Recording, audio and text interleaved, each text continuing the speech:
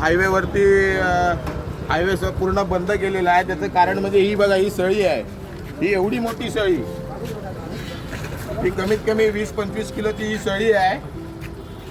ही सळी आमचा तो शिंदे कुठे गेला मुलगा, हा DBJ कॉलेजचा मुलगा आहे, याच्या हातावर अथर्व शिंदे म्हणून, हे याच्या हातावर पडलेली आहे, वर्ण पडलेली आहे, कुठनं पडले ते पण दाखवतो.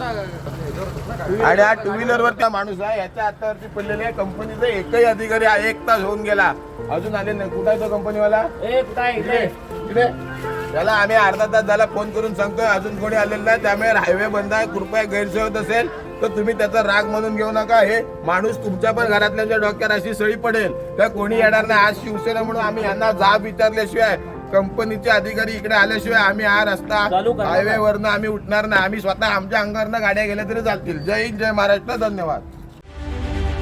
रत्नागिरी 24 न्यूज चॅनलला आताच सबस्क्राईब करा आणि शेअर करायला विसरू नका.